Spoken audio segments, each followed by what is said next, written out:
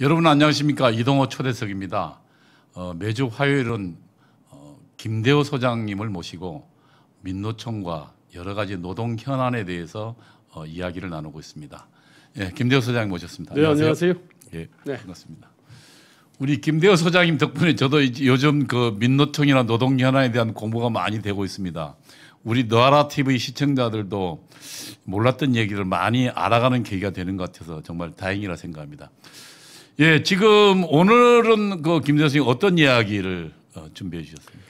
한마디로 말하면 민노총의 괴력, 그 힘과 견고함의 원천에 대한 얘기입니다. 이게 괴력이야 뭐 100만이나 되니까.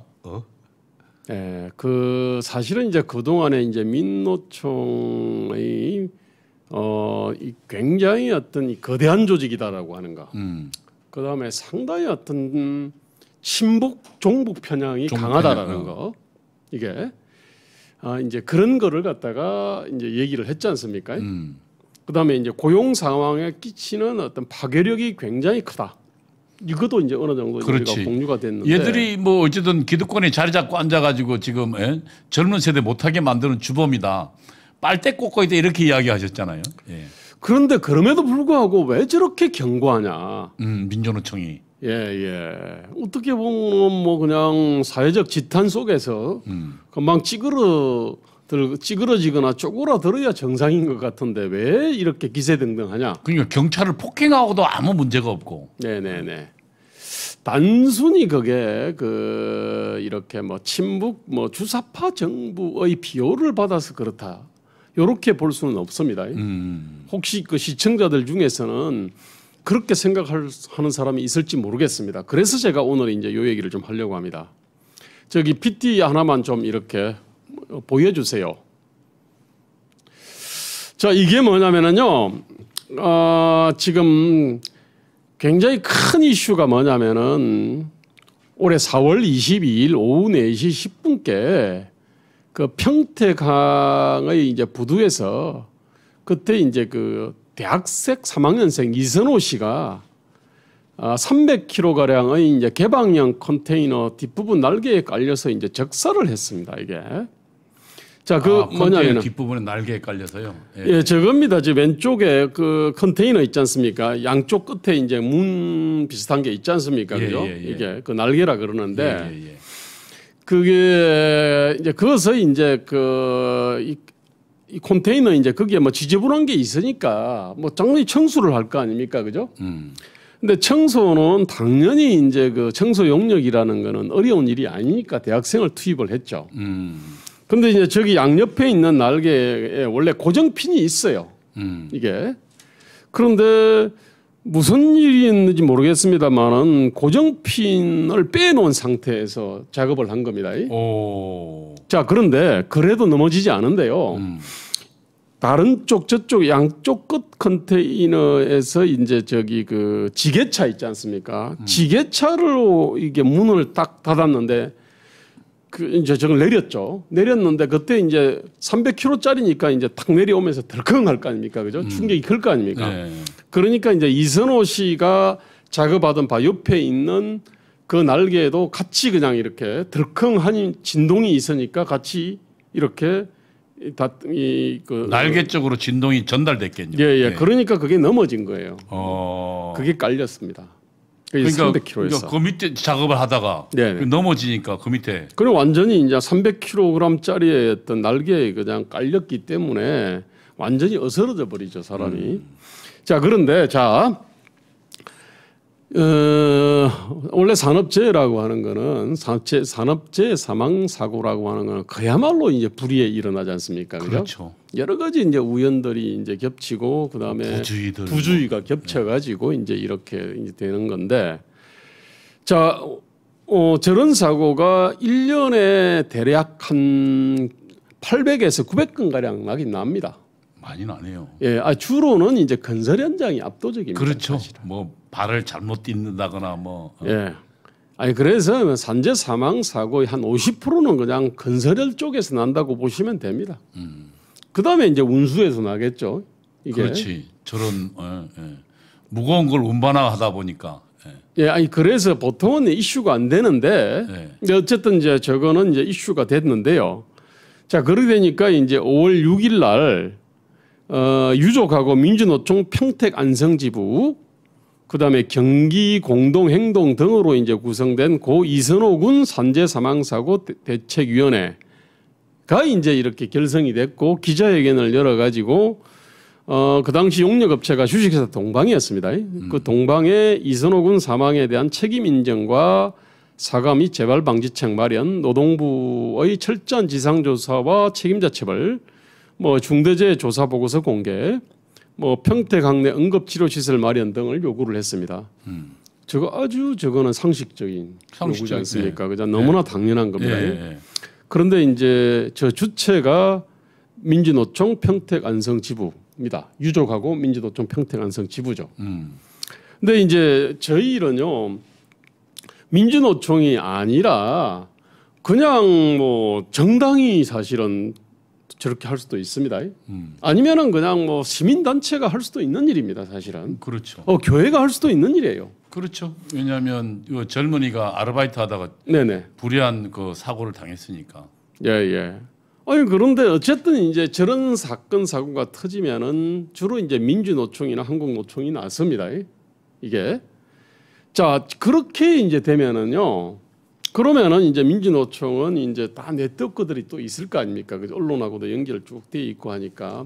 그러면 민주노총이 언론 노련이 있으니까. 예, 아니 뭐 사건이 이제 이렇게 비로소 이슈화가 좀 됩니다 이게. 민주노총이 붙으면. 네. 자 그런데 그 한번 보십시오. 또 하나는 뭐냐면 저런 사건 사고가 터지면은 좀 이제 식자들이 있잖아요. 언론에서 뭐 글깨나 쓰는 사람들이 저 부분에 대해 가지고 이제 뭐라 그럴까 또 나름대로 자기가 저 어떤 사건을 언급해야 자기가 나름대로 그 양심적인 지식인 그 청년과 서민의 어떤 어려운 형편을 살피는 양심적 지식인이다라고 하는 그런 거를 갖다가 과시하는 수단으로 저걸 씁니다. 사실 비슷한 시기에 그 한강에서 의과대학 1학년생이 이렇게 그 하여튼 뭐 실족을 했는지 아니면 살해당했는지 모르지만 어쨌든 이제 이렇게 죽었다가 이제 며칠 있다가 이제 건져냈지 않습니까? 근데 거기에 대해 가지고 언론은 압도적으로 한강에서 사망한 의대생에 대해 가지고 관심을 많이 표명했습니다. 근데 평택에 이제 저 이선호 군에 대해서는 상대적으로 적었습니다.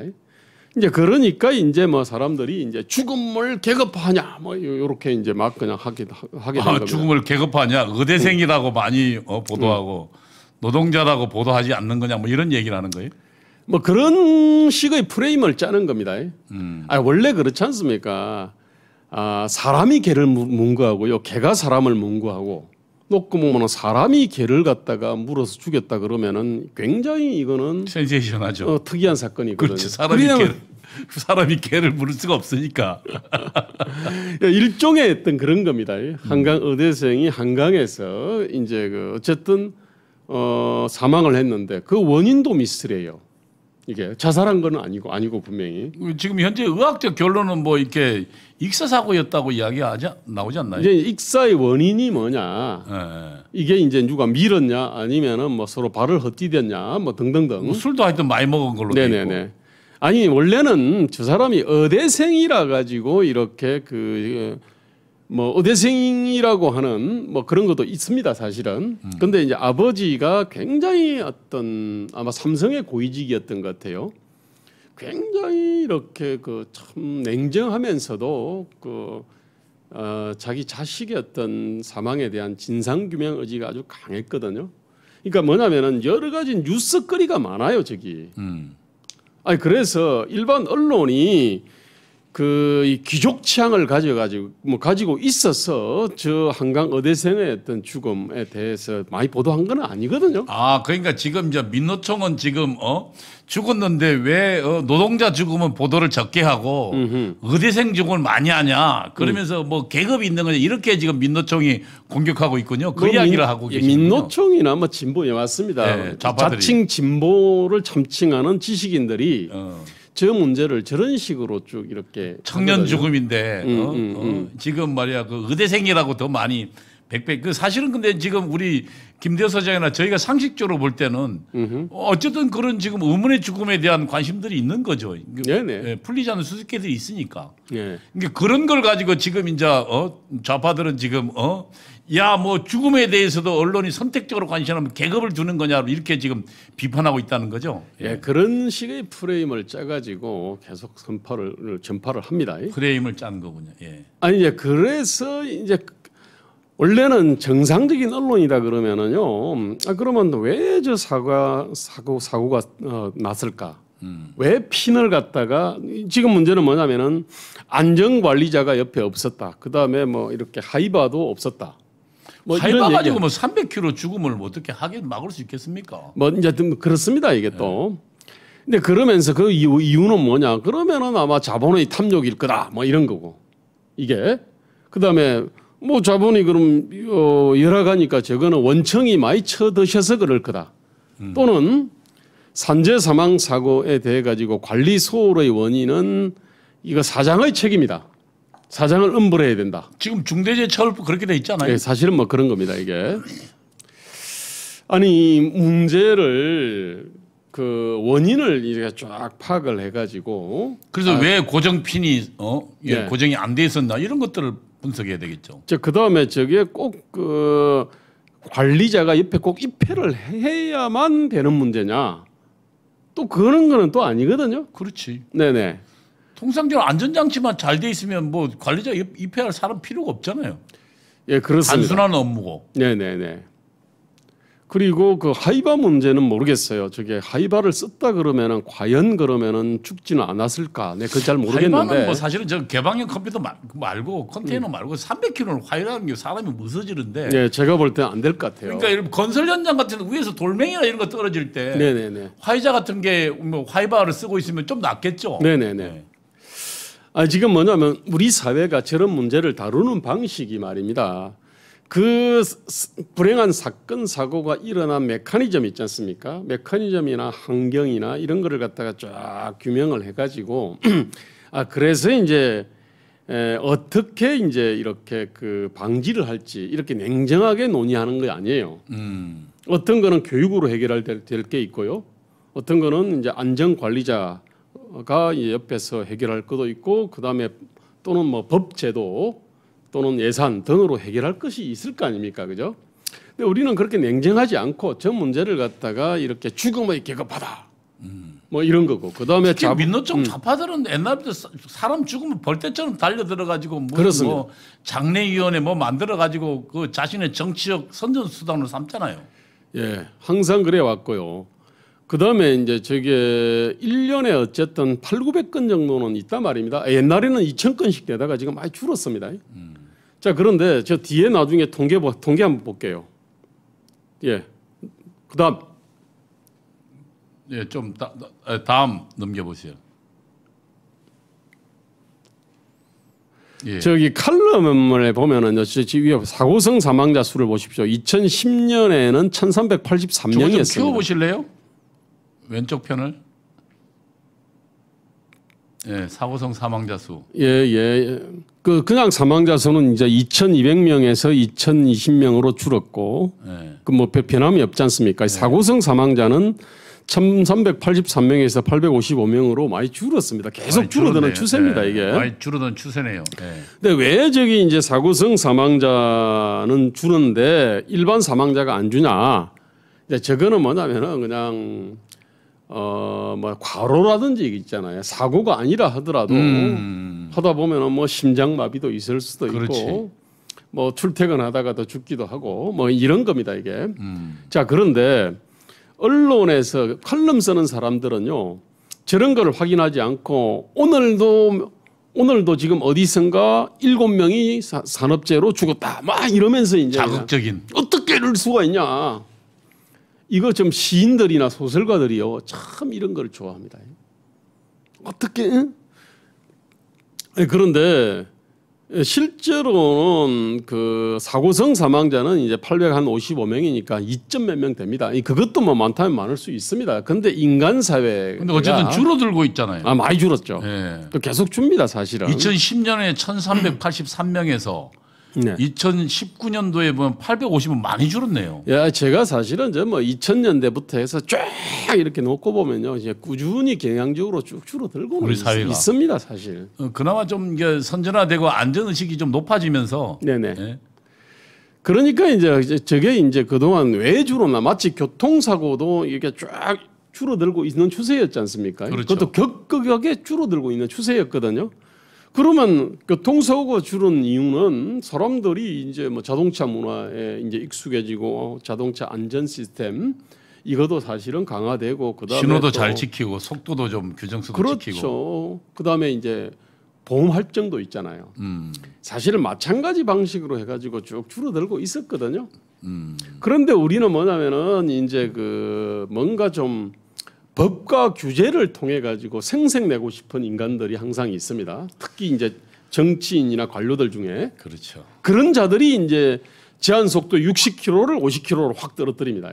그 다음에 이제 학교 앞에는 30km. 아예 그냥 자동차 없애면 되지 뭐. 그렇게는 못하죠, 그죠? 아니 그러니까 아예 교통사고 없는 사회 만들려면 자동차 없애면 되잖아요. 전부 그러니까. 걸어 다니면 되지. 마차 끌고 다니면 되네. 아니 그러니까 말입니다. 이러면서 지금 뭐 특히 이 학교 앞 30km 정도는요, 그 굉장히 그 벌금하고요, 그게 징벌이 셉니다. 딴 데는 보통 예컨대 주차 위반이 3만 원, 나중에 되면 4만 원인데 이거 같은 경우는 12만 원에 벌점 30점 때리거든요. 자, 30조이면 30일간 면허. 예. 되잖아요. 근데 사실은 이제 그 벌점을 갖다가 다 내란 얘기가 아니고 12만 원짜리를 13만 원을 갖다가 내게 되면은 벌점 없어집니다. 아 그래? 근데 그게 하여튼 그 있습니다. 그건. 아니 우리는 이런 식으로 말입니다. 어떤 문제가 생기면은 그 문제를 다른 여러 가지 방식을 통해서 해결할지 아니면은 어떤 강력한 징벌로 해결할지 이런 부분에 대한 냉철한 논의를 하지 않아요. 그렇죠. 그다음에 뭐든지 어떤 규제가 있으면요 외부 효과가 생기게 마련이거든요. 아니 사람들이 60km로 달리다가 50km로 달리면은 예컨대 말입니다. 아니 그렇게 되면은 뭐 위반도 많겠지만 위반하지 않는다 하더라도 속도를 줄이게 되면은 그만큼의 어떤 매연이라든지 이런 것이 많이 나오는 거고요. 사회 어떤 총 어떤 그 통근 시간 있지 않습니까? 길바닥에서 버리는 시간이 많아. 시간은 많을 수밖에 없습니다. 그건 또 생산성하고 관련이 있습니다. 노동 귀족들이야 뭐 공무원들이나 이런 사람들이야 천천히 가도 상관없겠지만 하루하루 먹고 사는 사람들 같은 경우는 빨리 가야 되잖아요. 네네. 예, 뭐 그것도 있고요. 예, 그렇게 되면은 결국은 뭐냐면은 먹고 살기 위해 가지고 하나라도 더 팔기 위해 가지고 바삐 움직이는 사람들이 주로 피해자가 됩니다. 이게 속도가 늦어져. 그렇지 않습니까? 길바닥에서 뿌리는 시간이 많으니까. 근데 이런 부분들을 저걸 갖다가 법과 규제를 만드는 사람은 잘 모릅니다. 그 사람들은 이미 완전 철밥통 딱 지었고요. 그 다음에 이제 평생 어떤 유족까지 앞으로 퇴직해도 60년 동안 어쨌든 먹고 살 수 있는 두둑한 연금도 있고 하니까 그 사람들한테는 뭐 제한 속도를 갖다가 50을 40으로 40을 30으로 해도 괜찮습니다. 그 사람들은. 서민들만 죽어나겠죠. 근데 어쨌든 우리는 지금 그런 개념이 없습니다. 자, 그래서 저런 어떤 산재 사망 사고가 딱 터지면요, 저 부분을 끊임없이 과장을 합니다. 근데 일반 어떤 산재가 아닌 사망자들 사고를 당하지 않고도 아니 뭐 심장마비라든지 이런 식으로 죽을 수 있지 않습니까? 그런 사람을 그렇죠. 몽땅 다 산재 사망조에 포함시켜 가지고 뭐 한 2,200 옛날 머릿속에 한 2,000 몇백 명이다 이래 가지고 하루 평균 7명이다. 이런 식으로 과장을 하는 겁니다. 어떻게 이럴 수가 있냐? 그러면서 이제 엄벌해라 이렇게 얘기하는 거예요, 이게. 그다음에 자본의 탐욕에 재갈을 물려라 뭐 이런 식으로 얘기하는 겁니다. 그러면서 이게 그 회사에 대한 공격, 네. 경영자에 대한 공격, 네네. 자본가에 대한 공격으로 나가는 거예요. 그렇습니다. 네. 아니 이런 자 그다음에 좀 넘겨 보시죠. 예, 다음요. 다음 어디 예, 넘겨 보시죠. 아이고 뭐 뭔가 지금 안 되는 모양이네. 자 넘어갈게요. 그냥 계속 이 말씀을 드리면은 저런 식 자 문제는요. 저 죽음은 끊임없이 나오게 돼 있습니다. 선진국이라 하더라도 건설 현장에서 왜 사망 사고가 없겠습니까? 아무리 선진국이라 하더라도 예, 저거 좀 띄워봐 주세요. 예. 아무리 선진국이라 하더라도 뭐 건설에서 또는 어떤 이 뭐 운송이라든지 그다음에 뭐 제조업이라는 것이 원래 어떤 그 위험한 뭐 어떤 물질들을 다루고 위험한 기계들을 다루지 않습니까 이게 그러면은 부주의하면은 사망 사고가 없을 수는 없거든요. 그러니까 지금 건설이 보니까 업종별로 보니까 네네. 건설이 전체 중에 거의 절반이 넘네요. 네 그렇습니다. 485명. 아예 과거에도 그랬고 지금도 그렇고 앞으로도 그럴 거예요. 그러니까 970명 중에 400 전체 절반이네요. 아니 그래서 사실은 중대재해기업처벌법 저 엄격하게 적용해 버리면 한국 건설산업이 아마 문 닫아야 될 겁니다. 아니면 건설사는 못 하는 거네. 그럴 수 있습니다. 사실. 왜냐면 저뭐 감옥 가니까. 네네네. 그리고 회사 문 닫아야 될 거 아니야. 그래서 이제 방법이 뭐냐면은 위험한 작업들은 계속 쪼개면 됩니다. 그러니까 5인 미만 사업장이 처리하도록. 뭐 이를테면 이제 그런 구멍은 있어요.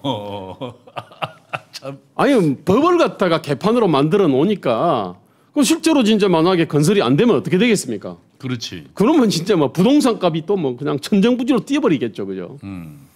자 그러면은 건설은 또 하긴 해야 되겠고. 그러면서 이제 그 사고는 이렇게 완전히 막을 수는 없고. 그러다 보니까 이제 이렇게 피할 수 있는 구멍들을 갖다가 이렇게 만들어 놓는 겁니다, 이게. 아니 그러면은 이제 결국은 이제 위험 작업들은 다 5인 미만 어떤 사업장으로 몰리게 돼 있거든요. 자 그러면은 결국 5인 미만 사업장은 이제 그 어떻게 보면은 이제 감옥 갈 각오하고 그다음에 벌어놓은 재산들을 다 일을 각오하고 이제 하는 겁니다, 이게. 하여튼 이런 식으로 그 사람을 갖다가 이렇게 변칙 편법을 쓰도록 비열하도록 이렇게 법이 유도하는 거네. 그렇습니다 이게 우리나라 법이 대체로 그렇습니다. 아니 뭐 50km를 60km를 50km로 바꿔놓고 그다음 학교 앞에 30km 있지 않습니까? 뭐 이걸 속도 제한을 딱 걸어놓으면요 사람들은 끊임없이 이제 카메라 살필 겁니다. 이게 그러니까 지금 현재 이제 그래서 결국은 점차로 그 규제 공화국으로 가고 있는 거죠. 점점점 그렇습니다. 네. 그러니까 사실은 자유민주주의라는 것은 그 기본적으로 개인의 자치에 근간하는 공화국인데, 네네. 그 정부의 규제나 이런 정부의 역할들은 보충성의 원칙에서 해야 되는데 거꾸로 바뀌고 있는 거죠. 그렇습니다. 자, 제가 이제 좀 일단 넘어갑시다. 제가 말씀드리고 싶은 거는 민주노총은요 끊임없이 저거를 뭔가 사망 사고는 있게 마련이고요. 그리 되면은 그 사망 사고는 이렇게 그 이슈화하기 나름이거든요. 그렇지 않습니까? 아니, 모든 산업 현장에서의 어떤 사망 사고는 있는 법이니까. 그건 뭔가 어떤 관리 부실, 뭐 본인 부실, 뭐 본인이 부주의했던지 간에 어떤 뭐 관리 부실이든 뭔가 뭐 허문 있게 마련이거든요. 자 그러면은 오늘도 지금 뭐 또 뭐 몇 건 있을 겁니다 지금 어디선가. 그러면은요 그런 거를 갖다가 일종의 이제 관을 떠맬 어떤 이 건수가 끊임없이 주어지는 겁니다. 민주노총 입장에서는 그렇습니다. 네. 그래서 그들은 어떻게 활용하나요? 그러면은 이제 아니 이제 억울한 뭐 약자 편이다. 그러니까 자본에 의해서 억울하게 죽은. 네. 그러니까 그러면서 노동자 파리를 하고 있는 거죠. 아 그러면 유족도 있지 않습니까? 아무래도 좋을 거 아닙니까? 그리고 거기랑 결합하면 또 뭐 보상금도 많이 받을 거 아닙니까? 그렇습니다. 그럼 민주노총이 언론 플레이를 해주니까. 그러니까 이제 끊임없이 왜 이 죽음에 대해서는 뭐 이렇게 관심을 기울이지 않냐. 예컨대 명사들의 죽음에 대해 가지고는 또는 연예인 죽음에 대해서는 관심이 많은데 노동자들의 죽음에 대해서는 관심이 좀 아무래도 덜할 거 아닙니까? 그러면서 이제 민주노총이 이런 노동자들이 산업재해 사망 사건이나 사건 사고들에 계속 개입하면서 민주노총의 자기 활동의 정당성도 거기서 민주노총의 필요성이랄지 그런 것도 정당 거기서 확보하고 그렇습니다. 있겠네요. 자기가 서민 편이다. 네, 서민 약자 편이라. 편이다. 사실은 지금 자기들이 그냥 귀족이면서 그렇습니다. 자본의 탐욕에 자기들이 맞서고 있다. 자본을 갖다가 규제를 해야 된다. 그다음에 사고 일으키면 엄벌해야 된다. 이제 이런 얘기를 갖다가 하는 거예요. 자신들의 귀족성과 자신들의 탐욕성을 은폐하고 있는 거군요. 예, 그런 식으로 아니 그래서 저기 민주노총이라는 게 이게 만만치 않은 거예요. 민주노총이 어떤 건지 한번 봐야 되겠군요. 예, 예. 한번 보시죠. 자, 잠깐만요. 자, 그다음 봅시다. 자, 건설 저거는 우리가 그림 보실 수. 띄워봐 주세요. 자, 그냥 이 건설만 볼게요. 예. 지금은 대충 한 110만 명 가량 되는데 그 중에서 이제 가장 큰 거는 이제 공공운수 노조, 공공운수 이거 뭐 지하철 등등등 하고 무슨 병원 등등이 다 저기 안에 들어 있고 공공기관들, 뭐 발전 노조, 가스공사 다 들어가 있습니다. 그 다음에 현대기아 자동차 등이 들어 있는 금속 노조가 있고요. 저기 제조업 노조입니다. 그 다음에 이제 세 번째가 건설산업 연맹이거든요. 14만 2,280. 그러니까 이제 민주노총 조직으로 치면은 세 번째로 큰 조직이죠. 그러네요. 공공운수 금속노조 다음에 건설산업연맹이네. 자, 그 다음에 넘어갑시다. 제가 이제 건설산업노동조합연맹 홈페이지에 가보면은요, 건설산업노동조합 연맹 저거 자체는 사실은 거의 죽은 겁니다. 그 이름만 있고요. 그 연맹이 죽었다 그래가지고 그 밑에 있는 산하 가맹 노조들이 있지 않습니까? 노조들이 죽은 게 아니고 그 이 노조들의 연합체인 연맹은 사실상 내용이 없는 거예요. 활동. 아니 같이 연대해서 할 일이 없으니까. 원래 금속노래나 이런 거는 연대에서 굉장히 강하잖아요. 예, 예. 그거는 이제 막 지부 형태로 아마 돼 있으니까 현대 자동차 지부 뭐 그렇죠, 지부 돼 있으니까 힘이 이제 이렇게 돈도 거기도 연맹에 보내고. 있거든. 근데 여기는 좀 다르군요. 네, 좀 다릅니다. 이게 그러다 보니까 이제 저는 연맹은 사실은 쏙 빈 강정이에요. 활동 내용이 거의 없습니다. 쭉 들어보면. 그런데 그 밑에 있는 산하 노조들은 여전히 활동을 갖다가 열심히 하고 있습니다. 그 아래 이제 뭐 전국 건설 노동조합이니 그다음에 무슨 뭐 전국 플랜트 건설 노동조합이니 뭐 여러 가지가 있어요. 이게. 요즘 저기 가입 안 하면 그 공사 현장에서 일도 뭐 못 얻는다면서요. 그래서 이제 문제가 되는 게 저 신문 기사 하나 띄워 주시죠. 지금 수도권 건설 현장에서요. 작년에 뭐냐면은 그 건설 현장에서 아침 새벽부터 앰프를 갖다가 세게 틀어놓고 노동가 있지 않습니까? 예. 그게 이제 막 들려왔거든요. 그러니까 주변 사람들이 잠을 갖다가 제대로 못 자고. 글쎄, 그 인근에 살았던 사람의 네네. 예를 들면 얘기를 제가 들은 적이 있어요. 아유, 뭐 곳곳에서 그랬거든요. 이제 그게 뭐냐면은 그 민주노총하고 한국노총이 이제 이 건설 그 일자리 있지 않습니까? 그걸 놓고 다투는 건데, 근데 이제 건설이라고 하는 것도요, 지하를 갖다가 땅을 파가지고 뭐 지하 공사가 있고요. 그 다음에 이제 1층, 2층, 3층으로 쭉 올라오는 공사들이 있지 않습니까? 근데 이제 지하를 팔 때는 주로 이제 철근 콘크리트를 갖다가 많이 쓸 거 아닙니까? 그죠? 땅 파가지고 그 다음에 뭐 철근 때려박고 그 다음에 이제 거기다가 이제 쫙 그 밑에 기초 공사를 할 거 아닙니까? 이제 그 공사가 좀 편해요, 사실은. 이제 그래서 그 공사들을 이제 민주노총은 이제 서로 이제 저거를 갖다 평하고 돈은 뭐 그대로 뭐 많이 받으니까 이제 그런 공사를 놓고서 이제 서로 우리 민주노총 조합은 써라. 요런 겁니다, 이게. 회사 보고? 네네, 회사 보고. 그러면은 회사 입장에서는 원래는 건설이라고 하는 거는 사람을 직접 고용하기보다는 어떤 프로젝트를 이 일을 갖다가 하는데 토탈 얼마. 그래서 당신이 그냥 뭐 밤을 새든 뭘 하든지 간에 그렇지. 그 하여튼 일만 끝내. 그래서 그러니까 그 중간에 그 리더한테 주잖아요, 일감을. 네. 그런데 이제 이 문재인 정부는 직접 고용을 갖다가 이제 시킨 거죠. 직접 고용을 시키면은 고용만 되면은요. 그러면 일 널널하게 해도 괜찮거든. 그렇지. 그럼 같은 값이면요. 편한 일을 하고 싶은 거예요. 물론 저기는 구조적으로 철밥통이 될 수는 없습니다. 정년치 보장될 수가 없지 않습니까? 저희 이런 건설이라고 하는 거는. 건설이 끝나면 끝나는 건데. 그렇습니다. 근데 이제 그거를 갖다가 이렇게 도급식으로 하다가 직접 고용을 갖다 시키니까 그러면은 사고 나면 직접 고용한 사장 바로 감옥 가겠죠. 네, 그거 있고요. 그 다음에 이제 편한 일이 있고 아주 그 위험하고 위험한 일이 있습니다. 예컨대 5층, 6층, 7층, 8층, 9층, 9층, 10층으로 쭉 올라가면요. 추락하면 작살나지 않습니까? 죽죠. 아까 그 건설 있잖아요. 사망자가 절반쯤 되는데 그 상당 부분은 추락입니다. 추락 사고죠. 네. 자, 그런데 어쨌든 이제 그런 일자리를 놓고서 이제 민주노총하고 한국노총이 이제 서로 다투는 겁니다, 이게. 자, 그래서 사업하는 사람의 입장에서는요, 그래도 조금이라도 일을 좀 잘하는 사람, 말을 좀 잘 듣는 사람을 갖다가 채용하고 싶을 거 아닙니까, 그죠? 그렇지.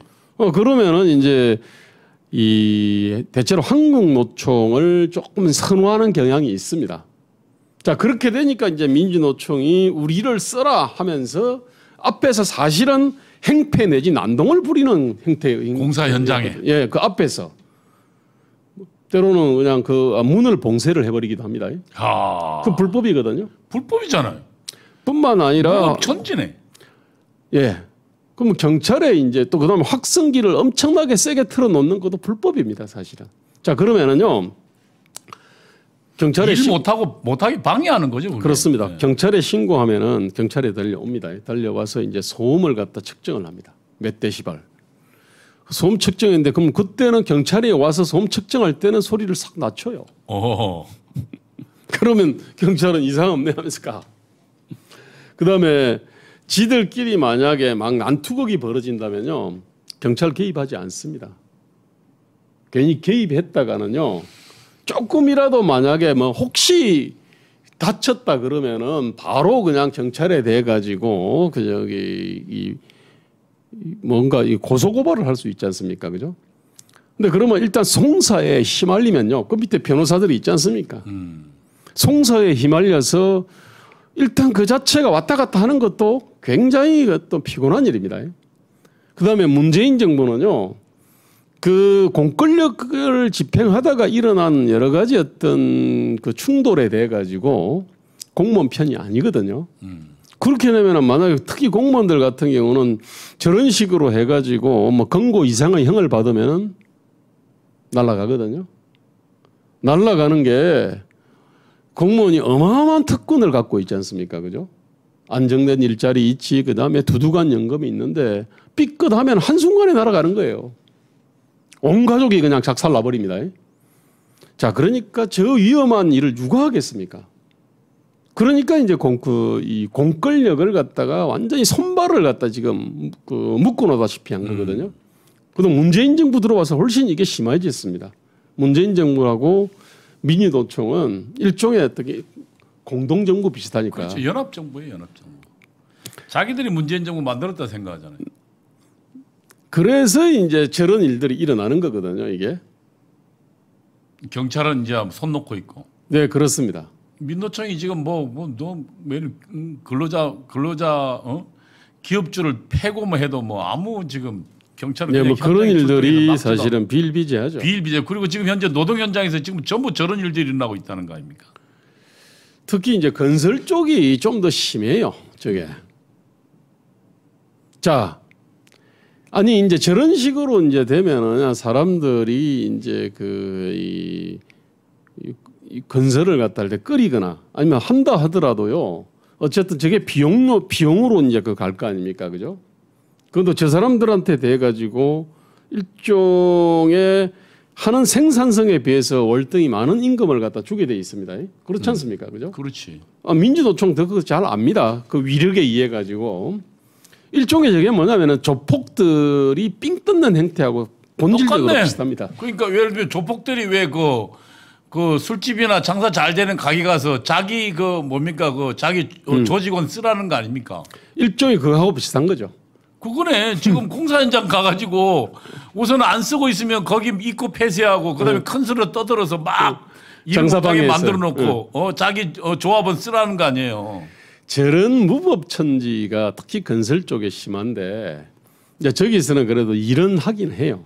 근데 문제는 하는 일에 비해서 얼등이 많은 임금을 달라는 겁니다, 이게. 그렇지. 자기 조합은 쓰는데 예를 들면 조폭들이 그 유흥업소에 가면 일을 안 하고 월급은 많이 받을 거 아닙니까? 딱 그하고 비슷한 겁니다. 멘탈도 그렇고요. 구조가 조폭이네, 비슷해요. 조폭. 삥 뜯는 거네. 그러니까 이제 저거를 갖다가 문재인 정부가 저런 조폭적 노조의 조폭적 행태에 대해 가지고 제대로 제어를 못합니다, 사실은. 그러니까 공사 현장 삥 뜯는 조폭 같은 민주노총이네요. 그렇습니다, 저게. 그 이야기를 하고 계시는군요. 예. 아니 이제 저렇게 되니까 이제 저게 또 다른 데로 또 비용이 증가가 되거든요, 저게 또. 저게. 그렇지. 쟤들이 자기 하는 일보다 많이 가져가면 어디선가를 뜯어야 될 거 아닙니까? 그런 것들이 이제 저기 하층을 타고 쭉 내려가고요. 그러면 저 말단 밑바닥에서는 거기서는 이제 뭐 외국인 노동자를 쓰고 그다음에 청년 대학생 같단 아까 그 뭐 이선호 씨 같이 완전히 미숙년이 있지 않습니까? 거기 같은 경우는 또 아무래도 이제 그 미숙년자가 할 수 있는 일이 있죠. 그러면 그런 사람을 투입을 하는 겁니다. 근데 그 일에 그래도 뭔가 그 일을 아는 사람 같으면은 주의도 기울이고 할 텐데 그렇습니다. 그날 하루하루 쓰는 사람 같으면 그것도 모르잖아요. 네, 그렇습니다. 그러니까 그런 식으로 사고가 말입니다. 이게 한쪽에서 생산성보다 많이 쳐드시면은 그런 것들이 이제 많이 쳐드시면 이게 이제 원하청 관계를 1차, 2차, 3차로 주르륵 내려가 가지고요. 이게 막 저기 말단에서는 저런 식으로 위험이 증가되게 돼 있거든요. 그러니까 이게 김대호 소장이 계속 강조하지만 생산성보다 높은 임금은 누군가로부터 뺏은 것이다. 네네. 그게 미래 세대에 뺐든 혹은 하청업체를 뺐든 네. 예? 혹은 나중에 또 뭐 R&D 할 걸 뺐든 그렇습니다. 예? 누군가로 뺏은 것이다. 지금 그러니까 민주노총이 지금 공사 현장에서 저 갑질을 통해서 조폭 행태를 통해서 지금 자기들 일하는 것보다 훨씬 높은 임금을 빼앗고 있는 거네. 예. 그렇습니다. 저게 이제 이제 저런 식으로 해가지고요. 아까 가장 말단에 그 말단을 더 열악하게 만들거든요. 또 한편으로는요. 그러니까 부익부 빈익빈의 주범이 저들이죠. 그거는 이제 여러 가지 메커니즘이 발생하는데 어쨌든 지금 현재 노동자 내에서 예를 들면 양극화 아니, 근데 주범. 부익부 빈익빈이라고 아니 하는 양극화 주범. 예. 그것도 아주 질 나쁜 양극화. 예컨대 말이야 빌 게이츠라든지 마크 주커버그처럼 말입니다. 아주 그 창의적인 아이디어를 가지고 이렇게 전 세계에서 팔리는 상품이 있지 않습니까? 한 명이 수조 원 이상 버는 것과. 예, 그런 식으로 해서 또 양극화 생길 수가 있습니다. 그렇지. 그건 뭐 전 세계 수조 원을 버는 사람하고 네네네. 뭐 1년에 뭐 예를 들면 뭐 한 몇천만 원 버는 사람하고 어마어마한 양극화죠. 근데 그렇지만 1년만 몇천만 원 번다고 못 사는 건 아니잖아요. 그 사람들은 다 생을 사니까요. 근데 이 양극화가 생산성에 기반한, 즉 생산성은 그 소비자가 동의한 거거든요. 그러니까 소비자가 동의한 생산성에 기반한 양극화가 심화되면 이거는 상대적으로 낮고요. 그다음에 이거는 뭐냐면은 세금이나 아니면은 사회의 어떤 자기 기부라든지 이런 거를 통해 가지고 해소할 수가 있거든요. 근데 저거는 뭐냐면은 조폭적 형태를 통해 가지고 이렇게 사실은 삥 뜯다시피 해가지고 뜯으면요 사회 기풍이 훨씬 저기 질이 안 좋습니다. 일단은 뭐냐면은 사회 기풍 자체 있잖아요. 기업가 정신. 한 사회를 지탱하는 어떤 건강한 마인드 자체가 사실은 날아갑니다. 이게 옛날 조선이 그랬지 않습니까? 조선이 이게 이른바 이제 그 양반 아전들이 그냥 뭐 재산권을 마음대로 막 침탈을 하니까 사람들이 힘써서 일하려고 하지 않았거든요. 돈이 생기면은 땅에 파묻었지 않습니까? 그죠? 그래서 이제 가장 찢어지게 가난한 나라가 된 거고 19세기 말에 그때 선교사가 저기 그 외국인 관광객들이나 선교사들이 와서 보니까 수도에 2천 건물이 거의 없는 거의 유일한 수도였다는 거 아닙니까? 2천 건물이라는 건 왕궁 안에 들어있는 몇 개 빼놓고 2천 건물이 없었거든. 아니 이제 그런 식으로 나라가 사회적인 어떤 이 뭐라 그럴까 기업가 정신을 죽이고 사회적 유신 보상 체계를 갖다 무너뜨리고 일종의 어떤 약탈에 의해 가지고 이렇게 이 부를 갖다가 취하고 그거를 능사로 삼아버리면 그 사회는 장기적으로 완전히 망하게 돼 있습니다. 지금 북한이 사실 그런 거예요. 그렇게 이게 자, 그래서 저런 어떤 노조들의 저런 조폭적 행태를 결단코 저건 용납하면 안 됩니다. 그러니까 건강한 근로 정신도 무너지는 거잖아요. 직업윤리 무너지고 근로윤리 무너지는 거죠. 이제 저거는 이제 근로윤리가 무너지는 그러니까 거예요. 열심히 일해서 그에 대한 정당한 보상을 받는 게 아니고 삥 뜯는 거잖아. 그리고 그러면 그 공권력은 직업윤리라는 게 있지 않습니까, 그죠? 거기에 대해서 불의를 갖다 보면은 조폭적 행태를 보면은 잡아넣거나 막거나 처벌을 해야 되는데, 때려야지. 근데 그거를 갖다가 못하게 만들면 직업윤리가 무너지는 거예요. 그리고 또 조폭하고 같이 있으면 오히려 보호받으니까. 네, 그러니까 일을 안 하고 많이 받고. 네, 그럼 누가 지금 그거 안 하려고 그래? 전부 사회가 전체로 남은 것 빼앗는데 하다 보면 거기는 그러면 자기가 열심히 노력해서 생산성을 결과물을 만들어내는 건강한 사회는 없어져 버리고 네. 전부 약탈 사회로 가는 거 아닙니까? 그래 지금 현재 우리가 저기 문재인 정부의 어떤 사법 정책에 대해 가지고 분노하는 게 그런 거잖아요. 이를테면은 금융범죄 합동 이게 이 수사단인가요? 그걸 네. 해체를 해버렸지 않습니까? 그렇죠. 서울 남부지검에 있었는데 그걸 해체시켜 버렸죠. 그다음에 원래 이제 그 대통령 친인척의 비리를 이렇게 그 감찰하는 특별 감찰관이 있었지 않습니까? 그 임명 안 하잖아요. 무력화시켜 버렸죠. 이게 그리고 검찰 자체를 갖다가 완전히 지금 무력화시켜 놨거든 지금. 이게 금융수사 비리 특별조사위가 특조위가 보니까 남부지검에 있었는데 네네. 주로 금융수사 비리들이 문재인 주변 애들이 많이 했거든. 예. 그러니까 이런 식으로 말입니다. 저 밑에는 건설 현장의 어떤 조폭적 행태를 갖다가 방치를 해버리고요. 저 위에 화이트칼라 범죄죠, 그죠? 이렇게 교모한 그 범죄는 수사를 갖다가 하는 기구 자체를 없애버리거나 검찰을 무력화시켜 버리는 거고, 저 궁극적 귀결은 이게 조선 같은 사회로 가는 거거든요. 그러니까 사실은 조선 말에 그 당시 그 비숍이나 여행가들 기록이나 선교사들 기록에 보면 조선이 얼마나 착지 사회였냐면 조선에 예를 들면 그러니까 그 근로자뿐만 아니라 뭐 이렇게 농업에서 일하는 네네. 농업에 일하는 사람들이 자기들이 생산하잖아요. 네. 거의 생산물의 70% 80%를 전부 착지당했다 그러니까요. 네네네. 거기서 누가 삽니까? 그러니까 조선이 전형적인 약탈 사회. 우선 그렇습니다. 최상위층에 있던 그 양반들이 그러니까 관리들이 삭취하고, 네네. 그다음 그 밑에 아전들이 착취하고, 네. 이런 식으로 계속 계층으로 착취하니까 사람이 살 수 없는 사회였다는 게 이제 그 조선에 대한 당시 선교사들이고 당시 서양 그 예를 들면 그 여행자들이 보고했거든요. 우리가 지금 그러면 민노총이 저런 약탈을 권장하고 약탈 사회로 가면 결국 우리 사회는 지금 현재 무너지는 거죠. 아유 완전히 이게 2차 세계대전 이후에 산업혁명을 통해서 유일하게 신생 경제 대국으로 부상한 대한민국이, 그거는 사실은 열심히 일하는 그런 정신이 우리 그걸 만든 건데, 그걸 지금 전부 남껏 눈독 들인 사회로 바꿔버리는 거 아닙니까? 그러니까 말입니다. 오늘 5.18이라고 지금 하는데 이게 이제 그 5.18은 이 자유민주주의를 불법 부당하게 만약에 무너뜨리면 거기에 대해서 저항해야 된다는 뭐 정신입니다. 그건 가치가 있는 정신이 맞습니다만, 지금 뭐냐면은 그 정신을 갖다 독점하려고 그러지 않습니까, 그죠? 지금 뭐냐면은 문재인 정부와 그 민주당이라고 하는 작자들은 이런 식의 어떤 약탈과 착취의 어떤 사회 있지 않습니까? 이런 거를 갖다가 만들어 가고 있지 않습니까, 이게? 자, 그러면서 지들은 뭐냐면 5.18이라고 하는 자기들을 일종의 거기에다가 자기들이 독점적 재산권이 있다고 생각하는 것 같아. 다른 사람들이 뭐 거기에 대해 가지고 이제 소모적 뭐라 그럴까, 어쨌든 간에 그 분명히 5.18에 대해 가지고도 길일 요소는 분명히 있습니다.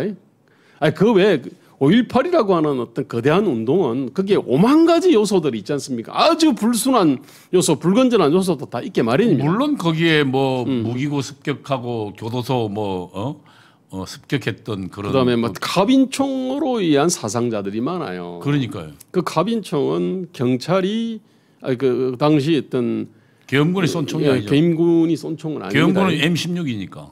뭐 등등등 뭐 거기에 뭐 있습니다만은 크게 봤을 때 어쨌든 그 5.17의 어떤 비상계엄 확대 조치에 대해 가지고 이렇게 제안한 거니까 어쨌든 뭐 나름대로 그건 길일 요소가 있으니까 길이는데, 보십시오. 이자들이 지금 대한민국의 어떤 자유와 행복의 원천인 산업과 일자리지 않습니까? 그죠? 이거를 목을 지금 다 조르고 있거든요. 그러면은 거기로 인해 가지고 지금 당장 드러나는 거는 자살률로 나타나고 그다음에 아주 저출산 있지 않습니까? 100만 명씩 태어나는 나라가 지금 27만 뭐 이렇습니다. 이게 도저히 청년들이 결혼해 가지고 애 낳고 살기 힘든 사회를 만들어 놓은 겁니다. 이게 엄청난 범죄거든 이게. 그러니까 기업도 하기 싫으니까 계속 지금 뭐 그만두든지 해외로 나가든지 하고 있잖아요. 그러면은요 완전히 있던 괜찮은 일자리를 두고 아기 다툼을 갖다 벌이게 돼 있습니다. 이게. 그렇지. 그런데 이제 이자들은 5.18 민주화 운동을 팔아 가지고 완전히 나라를 갖다가 지금은 미래를 그러니까 뭐라 그럴까 청년과 어떤 서민들의 목을 조르고 피를 다 빨아 지금 먹고 있는 어떤 이런 상황이거든요. 저는 이런 게 만약에 5.18 정신의 이름으로 정말로 이자들을 갖다 5.18을 파는 자들을 갖다가 전 처단해야 된다고 저는 생각을 하거든요. 약탈 착취. 네, 억압이죠. 억압이죠. 제가 보니까 이번에 요즘 최근에 월요일 날 북한 인권인 우리 그 서상분 의원과 하는데 네네. 르완다 사태를 보니까 네네. 이게 지금 보니까 이게 거기에 그러니까 르완다에는 북쪽과 남쪽이 있는데 북쪽은 유목이고 네네. 남쪽은 이제 농업 지역인데 네. 북쪽에 이제 물이 자꾸 부족하니까 북쪽 네네. 유목이 자꾸 밑으로 내려오니까 내려오죠. 그러니까 거기서 이제 그 서로 남쪽에 농업하는 사람들하고 땅을 차지하기 위한 전쟁이 벌어진 거예요. 거기서 뭐 인구의 한 3분의 1 수백만이 죽었더라고요. 그러니까 인간이 어쨌든 그런 그 약탈과 착취에 벌어지면 사람이 그러니까 지금 사실은 예. 거기에 좁은 땅덩어리를 놓고 서로 버리니까 약탈이 그러니까 수백만이 죽이 나오는데 결국 민노총은 건전한 좋은 일자리를 만드는 걸 전부 방해하고 그 안에서 자기들이 약탈과 착취를 주도하고 있으니까 그러면 일자리는 점점 없어요. 거기서 인간의 정말 살기 위한 엄청난 서로가 서로를 정말 그 싸우고 죽이고 살육하는 현장이 벌어질 수 있겠다는 그런 이야기를. 맞습니다. 그 원래 대한민국의 유전은 그 석유에 해당, 중동의 석유에 해당되는 거는 대한민국 창의와 열정 넘치는 사람이에요. 그렇죠. 그거 가지고 우리가 이게 엄청난 자원이거든요. 이제 이거를 갖다가 이승만, 박정희 이로 쭉 오면서 이분들이 주도적으로 이 거대한 창의와 열정이 분출할 수 있는 자유민주주의나 그다음에 자유시장 경제, 그다음에 그 개방 경제 이제 이런 거를 갖다가 만들어낸 거예요. 그러니까 분출이 된 거고 그러면 여기서 이제 산업화가 이루어진 거고. 그렇죠. 여기서 이제 지금 뭐 반도체, 자동차 등 이런 것들이 쭉 생겨났습니다. 그러면서 많은 좋은 일자들이 생겨나고 그러면서 열심히 일하면 자기가 열심히 보상받으니까 아주 긍정적으로 그때는 뭐 당시 산업혁명 당시에 우리 선배들은 뭐 새벽에 나가서 새벽별 보고 들어가서 밤늦게 별 보고 들어오는 그러면서도 희망을 가지면서 살아왔잖아요. 예, 그때는 어쨌든 열심히 노력하면은 일단은 누구나 다 기회가 있다 이런 거였거든요. 지금 문제는요 열심히 노력을 할 어떤 기회 자체가 지금 안 만들어진다는 거 아닙니까? 지금? 회사 자체가 자꾸 없어지니까. 없어지니까. 그리고 그 주역은 지금 민노총 같은 남의 것을 빨대 꽂아서 착취하는 저들이 지금 있다 이런 이야기를 하고 계시는 예, 거죠. 그게 뭐냐면은 그 지금 우리들이 갖고 있는 그 유전을 갖다가 사실상 파괴를 하는 행위들이 국가 규제하고 노동조합들이거든요. 그리고 노동조합과 결탁한 정부죠, 사실은. 이자들은 노동조합하고 결태해서 그런 어떤 약탈, 착취, 억압, 약탈 행위를 방조, 조장을 하고 한편으로는 국가 규제를 통해 가지고 뭔가 이렇게 움츠리고 뛰고 말입니다. 창의와 열정이 있는 사람이나 기업들이 펄펄 뛰게 할 수, 뛰게 하지 못하게 말입니다. 그냥 눌러버린 거죠. 족쇄를 채우고. 지금 그 행위를 하고 있는 거거든요. 예. 자, 여기 지금 시간이 많이 네. 지났으니까. 아, 그렇습니까? 예, 오늘은 지금 이쯤에서 마무리 좀 하시죠. 예. 아, 이게 조금 저기 그거 법안 관련된 것만 하나만 어디요? 띄워 주시면 좋겠습니다. 어디요? 저 뒤로 쭉 넘어가세요. 예, 이거는 넘어가고요. 중대기업처벌법에 넘어갑시다. 이건데, 야, 이게 마칠 마지막. 예. 지금요 한국이 지금 법안을 엄청나게 많이 만들어냅니다. 지금 보십시오. 한국이 지금 현재 6035 20대 국회 얘기입니다. 일본이 833개가 발의돼서 83개가 만들어졌어요. 프랑스 90개, 영국은 36개, 미국 222개인데 아니 지금 한국은 국회의원들이요 툭 하면은 자기는 뭐든지 법안으로 해결하려고 그래요. 예컨대 중대기업 처벌법을 만들었으면 중대재해를 줄였다고 생각해. 그러니까 저게 우리 그 김대호 선생이 얘기한 처벌 사회죠. 네. 규제와 형벌이거든. 법이라고 하는 거는 규제와 형벌이잖아요. 사적 자치가 있는데 시장 자치가 있고 사람들 개인들의 자치가 있는데 개인의 자율 책임 또는 어떤 시장에서의 당사자들의 자율 책임이 있거든요. 네, 그런 걸 사적 자치라 그러는데 사적 자치가 잘 안 돌아간다고 판단될 때 비로소 이제 국가의 강제가 들어가는 거고 국가의 강제가 바로 법 형태로 들어가는 거 아닙니까? 근데 이제 법이라고 하는 거는 본질적으로 시스템입니다. 그리고 이게 사실은 정치의 핵심이에요. 일본 같은 경우는 법과대학 안에 정치학과가 있습니다. 그렇지. 네, 우리는 정치학과 법학과 따로 있습니다.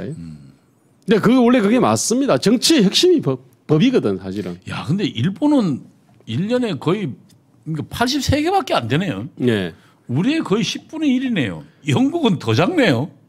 우리는 저런 식으로 아까 중대기업 처벌법이 있지 않습니까? 원래 그러면은 저거 하니까 그냥 기업 못 하잖아요. 그러니까 굉장히 기업을 하는 사람들로 하여금 그 위험에 빠뜨린 또 거죠. 학교 이게. 앞에서 또 교통사고 나니까 무슨 아이 이름 대서 무슨 법 만들어 가지고. 예, 그러니까 말입니다. 아니 우리는 지금 이런 식으로 말입니다. 법안을 갖다가 엄청나게 양산을 하는데 그 법안을 만드는 것들이 항상 이게 자본의 탐욕을 규제를 한다라는 이름으로 말입니다. 명분으로. 네. 근데 사실은 자기들이 약탈자면서 그렇습니다. 자본의 탐욕을 규제한다는 명분으로 사실상 우리 사회를 건강한 네. 근로와 건강한 경영, 그런 기업가 정신이 춤추는 사회가 아니라 오히려 약탈 사회로 감시하고 처벌하는 사회로 거꾸로 가고 있는 거죠. 그러니까 산업화의 기적을 갖다가 완전히 파괴를 하고 있거든요. 그리고 본질적으로 저게 자유민주주의를 파괴를 하고 자유를 있습니다. 억압하는 사회죠.